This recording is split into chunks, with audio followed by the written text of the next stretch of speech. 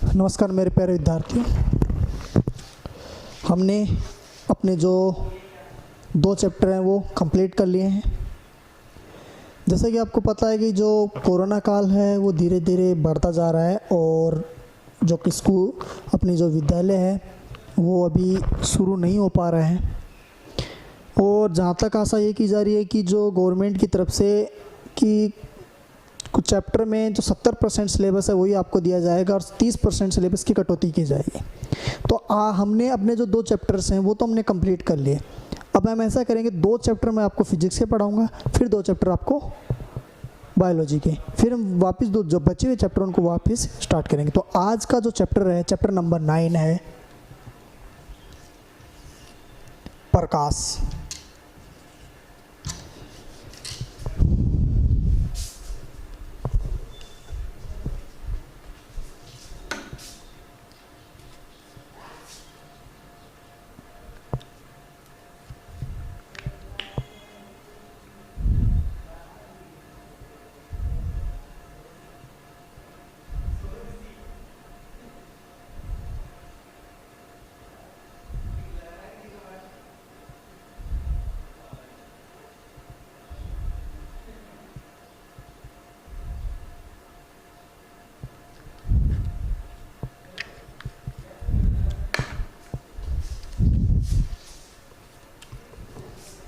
Chapter number 9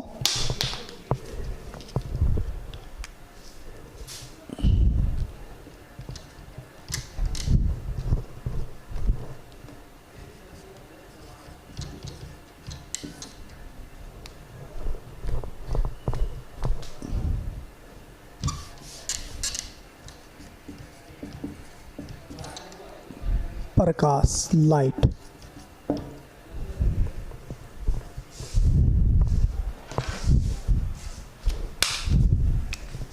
क्या है?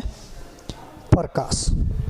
तो पहले बात तो ये कि प्रकाश किसे कहते हैं? प्रकाश किसे कहते हैं? तो प्रकाश किसे कहते हैं? ऐसी ऊर्जा जो किसी वस्तु से टकराकर हमारी आँखों में प्रवेश करती है, जो हमारी आँखों की ज्ञानेंद्रियों को जागृत कर किसी वस्तु को देखने में सहायता करती है, क्या कहलाती है? प्रकाश कहलाता है।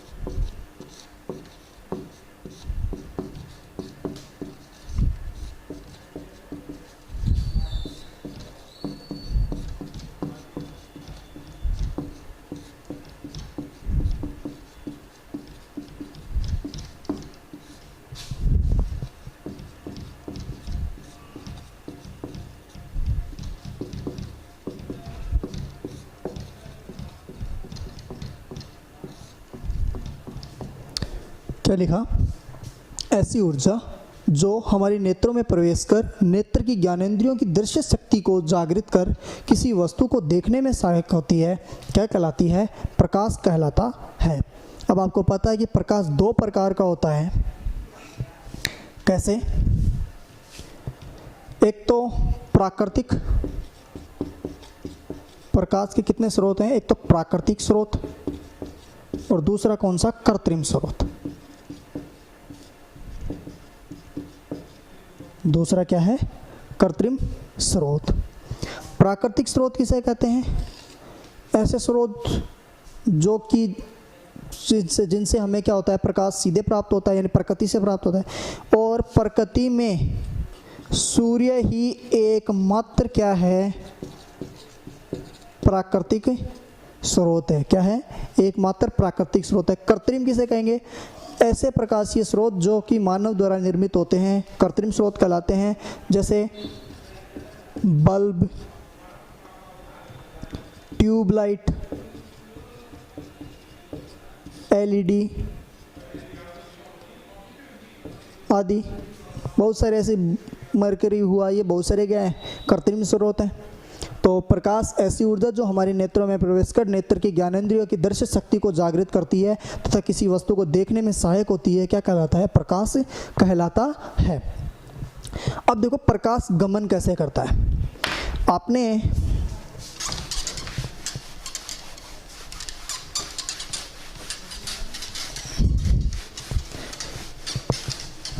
आप क्लास की 6वीं, जो आपकी क्लास 6 थी, उससे पढ़ते आ रहे हो कि प्रकाश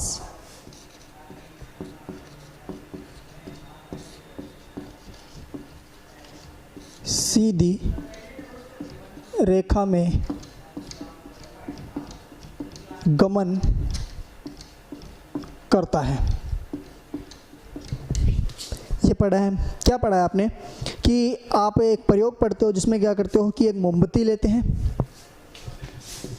एक मोमबत्ती ली हमने, इस मोमबत्ती के यहाँ पर हम गत्ते लगा देते हैं, कुछ ऐसे समान दूरी पर कुछ हमने क्या लगा दिए, गत्ते लगा दिए, और इन गत्तों में हमने छेद कर दिया।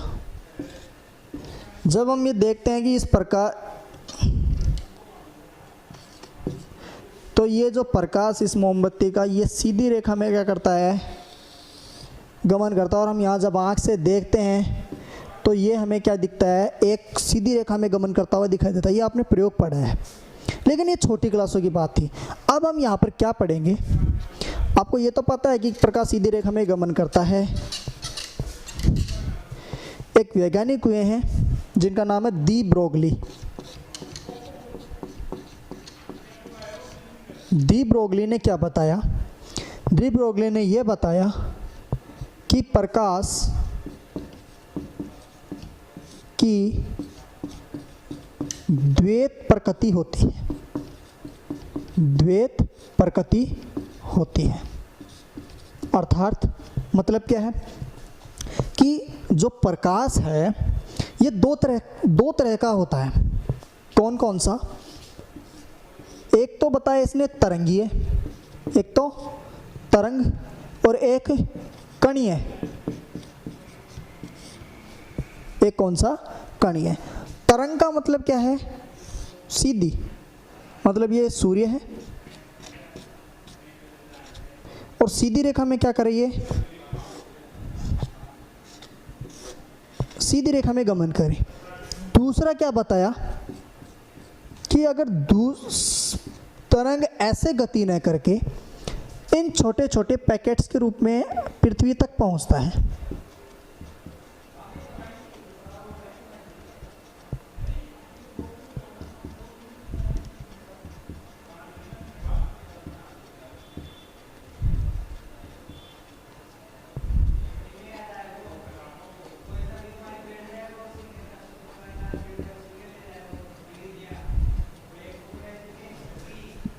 इन छोटे छोटे पैकेट्स में क्या करते हैं? इन छोटे छोटे कणों के रूप में क्या करता है? गति करता है। दो चीज़ें बताई। पहले क्या कि प्रकाश की द्वैत प्रकृति होती है। किसने बताया था? डी ब्रोगली ने बताया था। और प्रकाश की द्वैत प्रकृति का मतलब क्या है कि प्रकाश या तो तरंगीय रूप में गति करता है या कणीय रूप में गति करता है। ये तो आपने पढ़ लिया कि इसका मतलब क्या है, ये वाली कि सीधी रेखा में गमन करता है। हम जो कणीय रूप है इसके बारे में पढ़ा जाता है क्वांटम यांत्रिकी में। क्वांटम यांत्रिकी, क्वांटम यांत्रिकी ये क्या है? एक फिजिक्स की शाखा है जिसमें क्वांटम यांत्रिकी एक शाखा होती है। इसके अंतर्गत इस कणीय प्रकृति का अध्ययन किया जाता है। ये तो बात हुई किसकी, तो आपको क्या यहाँ पर दो बातें पता चली, कौन कौन सी की, सबसे पहले प्रकाश की द्वैत प्रकृति होती है, दो प्रकार की, कौन सी, तरंगीय और कणीय, ये दी ब्रोगली। अब यहाँ पर एक चीज़ समझना, इस क्वांटम यांत्रिकी के अनुसार सूर्य से जो प्रकाश है वो कणीय रूप में निकल रहा है, ठीक है सर। तो सूर्य से कण इन जो छोटे छोटे पैकेट्स या छोटे छोटे कणों के रूप में जो प्रवाहित हो रहा है या जो प्रकाश निकल रहा है, इन छोटे छोटे पैकेट्स को क्या कहते हैं, बंडल या फोटोन कहा जाता है, फोटोन कहा जाता है। अगर पूछ ले कि फोटोन किसे कहते हैं तो आप क्या बताओगे इसमें कि सूर्य से छोटे छोटे पैकेट्स के रूप में निकलने वाले प्रकाश को ही क्या कहते हैं, फोटोन कहते हैं। ठीक है, ये तो बात हुई हमारी थोड़ी सी चर्चा किसके बारे में हुई, प्रकाश के बारे में। अब अपना जो मेन टॉपिक है वो क्या है, प्रकाश का परावर्तन। देखिए प्रकाश का परावर्तन,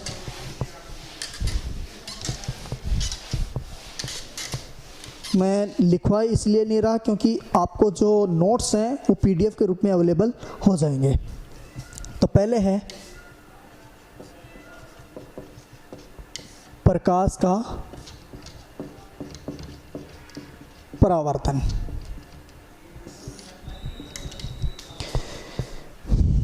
नोट्स क्योंकि बड़ा चैप्टर है, लिखवाने में बहुत टाइम लग जाएगा, क्योंकि वैसे तो क्लास हमारी चल नहीं रही और इतना टाइम इसमें लगेगा जिससे कि फिर जो अगले वाले चैप्टर वो कंप्लीट नहीं हो पाएंगे। तो मैं आपको पीडीएफ के रूप में अवेलेबल जो संस्था है ज्ञानोदय, वो आपको पीडीएफ के रूप में अवेलेबल करवा देगी।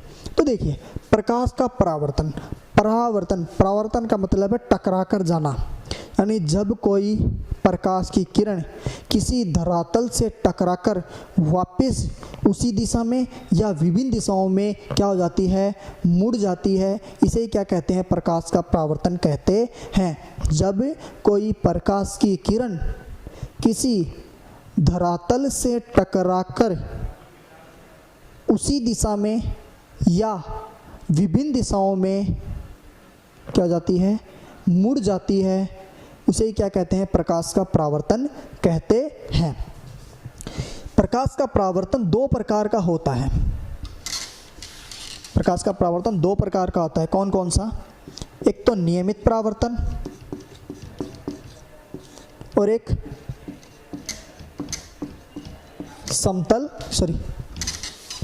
विसरित परावर्तन। विसरित परावर्तन, नियमित परावर्तन किसे कहते हैं,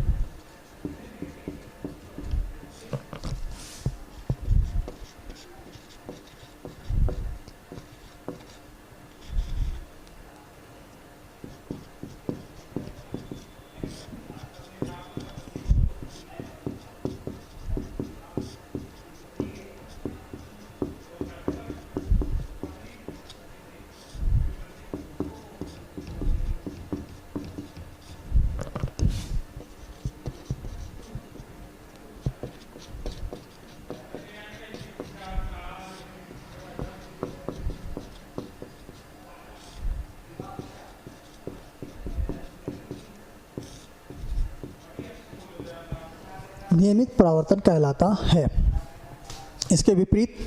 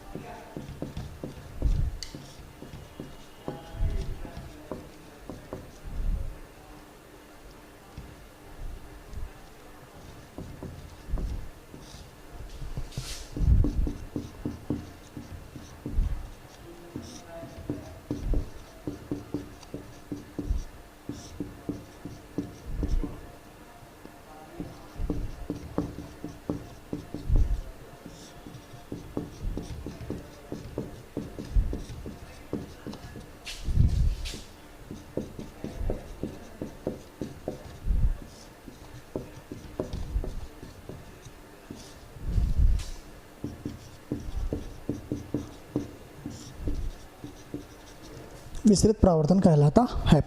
जब कोई प्रकाश की किरण किसी समतल या चिकने धरातल से टकराकर वापस उसी दिशा में, मतलब कौन सी दिशा में, जिस दिशा से प्रकाश की किरणें आ रही हैं उसी दिशा में, यानी कि दोनों एक दूसरे के क्या हो जाएं, समांतर हो जाएं, दोनों किरणें एक दूसरे के क्या हो जाएं, समांतर हो जाएं, क्या कहलाता है, नियमित परावर्तन। और अगर वो किरणें विभिन्न दिशाओं में फैल जाती हैं तो वो क्या कहलाता है, विसरित परावर्तन। जैसे इसे डायग्राम से समझते हैं।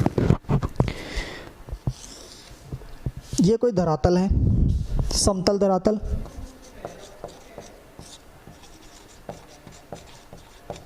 समतल धरातल। ये कोई प्रकाश स्रोत है, ठीक है। यहां से प्रकाश किरणें चली, ठीक है। तो ये प्रकाश किरण जैसे इस धरातल से टकराएंगी समान दिशा में,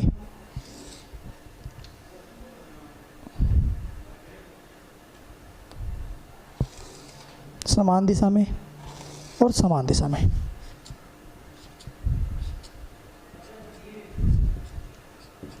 देखो ऐसे आई,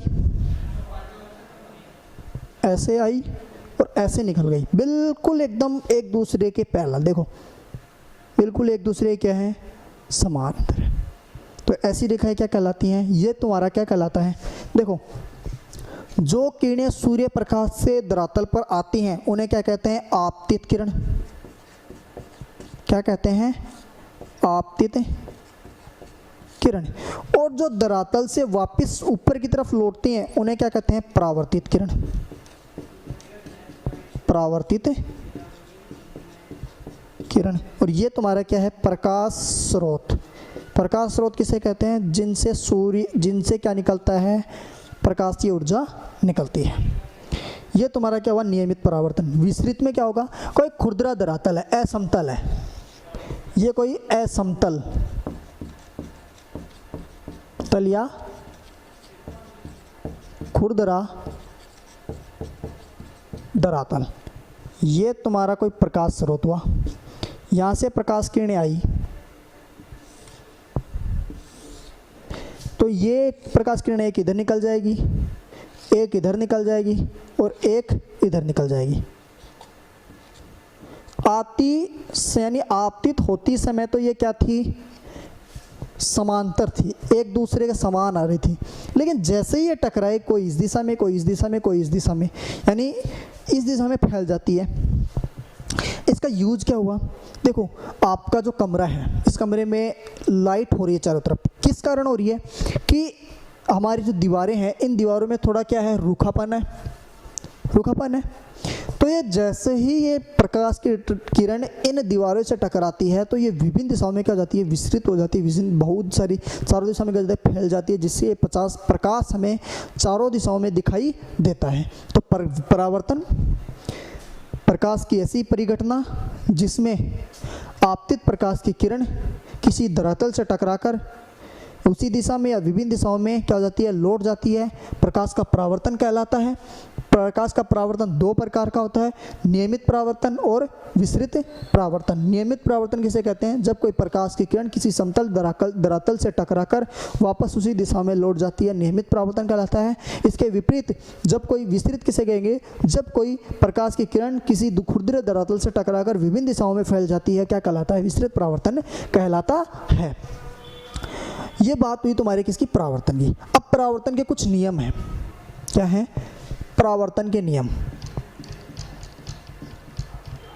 परावर्तन के नियम, परावर्तन के नियम। तो परावर्तन के नियम के लिए मैं छोटा सा डायग्राम बना देता हूं। ये कोई धरातल है, ये कोई प्रकाश स्रोत है, ये आपतित किरण धरातल से टकराई और निकल गई।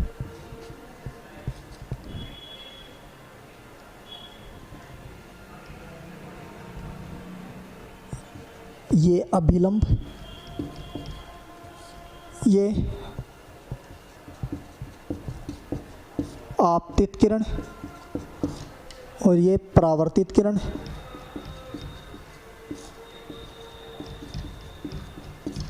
ये कोण आई ये कोण आर। मतलब आपतित किरण तो क्या बनाती है, आपतन कोण। ये क्या है, आपतन कोण। और जबकि परावर्तित किरण क्या बनाती है, परावर्तन कोण, परावर्तन कोण। पहला नियम, आपतित कोण, आपतित किरण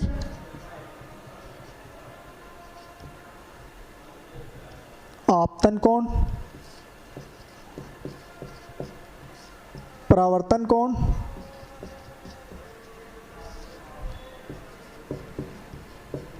तथा अभिलंब एक ही तल में स्थित होते हैं, एक ही तल में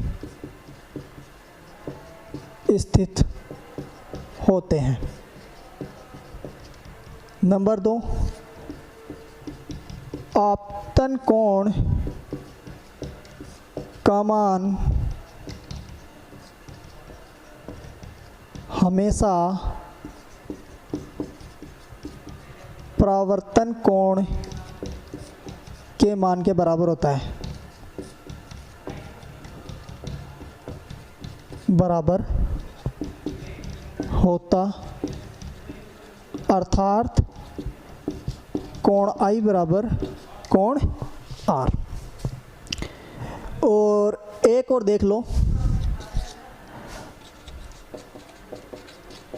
आपतित किरण जिस वेग या चाल से आपतित होती है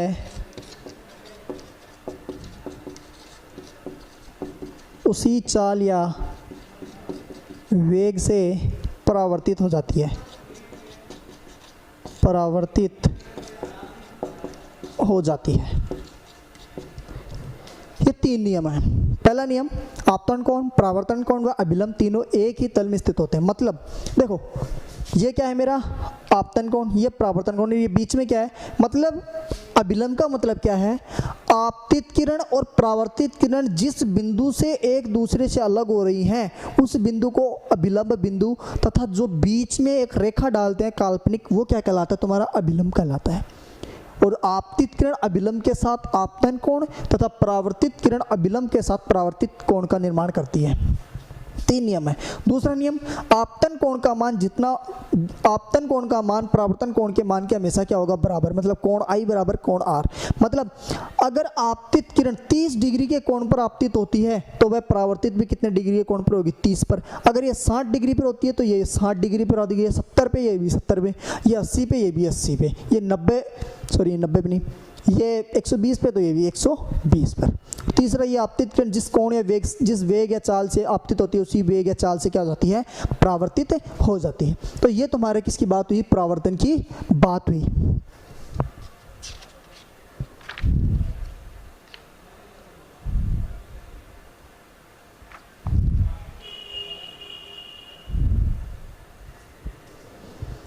ठीक है, ये तुम्हारी बात हुई इसकी।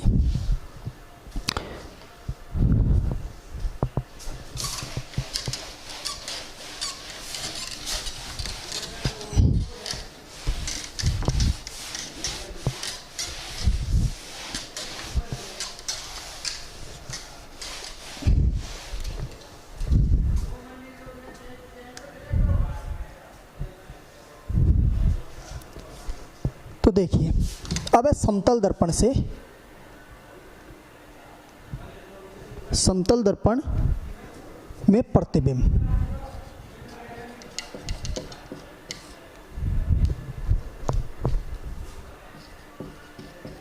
समतल दर्पण में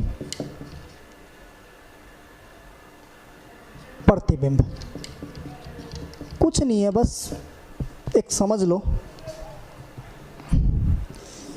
ये कोई M1 और M2 क्या है, कोई समतल दर्पण है। यहाँ से प्रकाश किरण आई और ये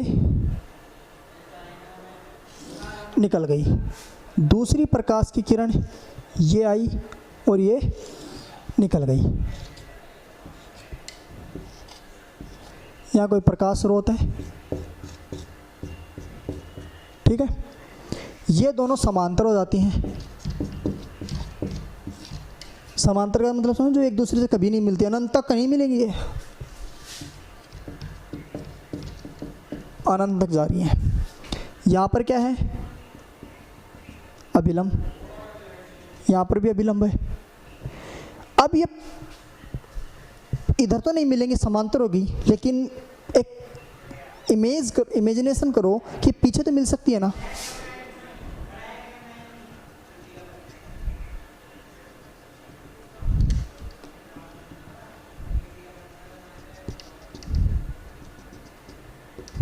तो ये दर्पण के पीछे की तरफ क्या मिलती है, मिलती हुई प्रतीत होती है, मतलब इस बिंदु पर मिली। तो प्रतिबिंब, इसमें जो प्रतिबिंब का मतलब क्या है, प्रतिचित्र। जैसे तुम दर्पण में देखते हो, दर्पण के सामने तुम्हारा एकदम हूबहू चित्र दिखाई देता है, वो तुम्हारा क्या है, प्रतिबिंब, लेकिन वो आभासी है। तो यहाँ पर कैसा प्रतिबिंब प्राप्त होगा, आभासी प्रतिबिंब क्या होता है, प्राप्त होता है। और वस्तु के लगभग बराबर, वस्तु के लगभग बराबर प्राप्त होता है। और सीधा, ये बात हुई तुम्हारी किसकी, समतल दर्पण में प्रतिबिंब निर्माण की। कभी कभी पूछ लेता है। इससे आगे की बात हमारी जो नेक्स्ट क्लास होगी उसमें बात चर्चा करेंगे दर्पण की। दर्पण कितने प्रकार के होते हैं, क्या होते हैं, गोलीय दर्पण क्या होते हैं, इनकी सबकी चर्चा करेंगे। उत्तल दर्पण क्या, अवतल दर्पण क्या, ठीक है। तो मौज से पढ़िए, आराम रेस्ट करिए। Thank you.